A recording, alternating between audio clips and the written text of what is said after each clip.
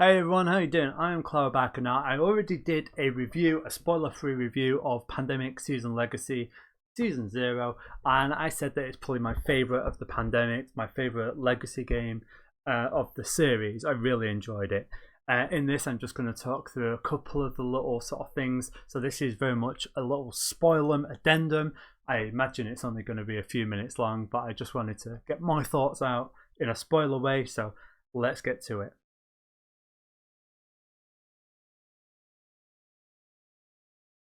So like I say, I loved the game, and I loved the fact that it was this spy thriller, even though Cold War feels a little bit tired, I said, but you know, that's just me. That's just me, and maybe it isn't.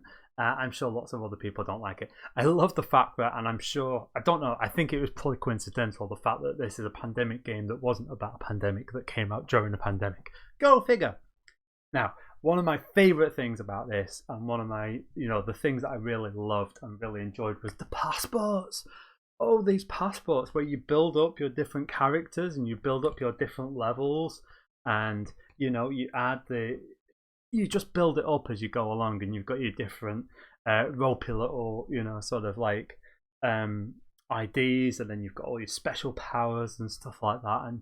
And we realised what was going on, and you're building up your passport with extra special powers, and then you got to swap to do other things, because by the end of it you want to use all of your characters on all of them, and it makes it hard to keep track of a little bit. So there was two of us playing it, and we played two characters each. That's how we play Pandemic generally, which meant that we had 6 characters to keep track of, but that was fine.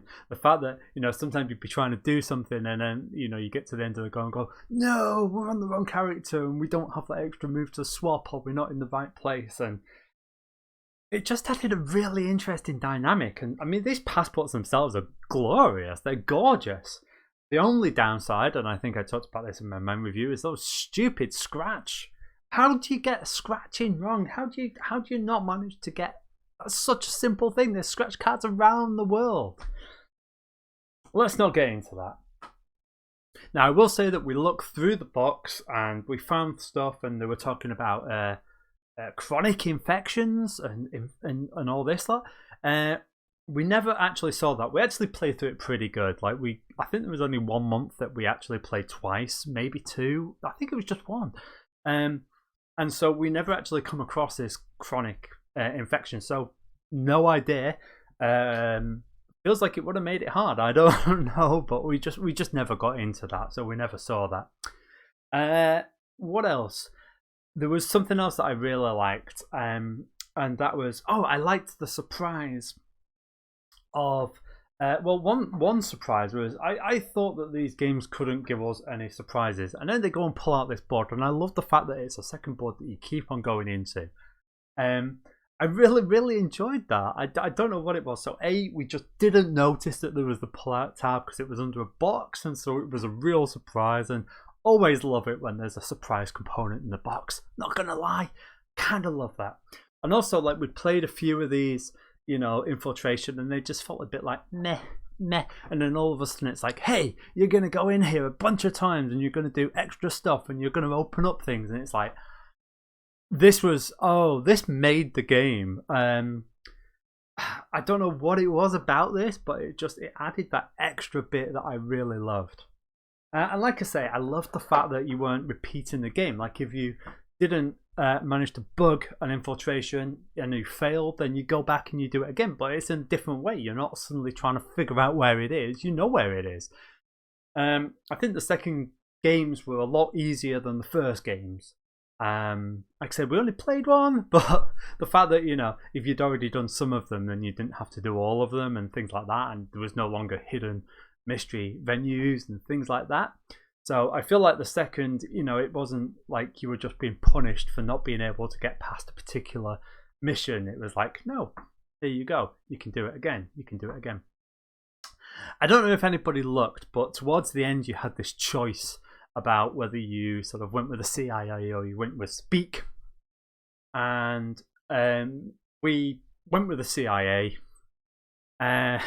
So we went with the CIA, but that meant that we didn't get to open that last crate. So of course we opened that last crate, and I love the fact that there was a completely new set of the legacy deck for this for if you went with a big, so you'd throw away the legacy deck you've got and start using this new legacy deck. How cool is that? Even though we didn't technically see it, I just thought that was brilliant. I thought that was really, really cool.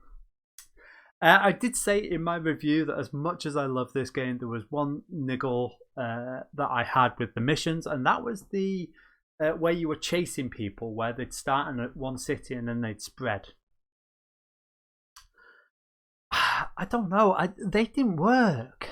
I don't know what it is, but for me, they didn't work. Basically, so the two games we lost.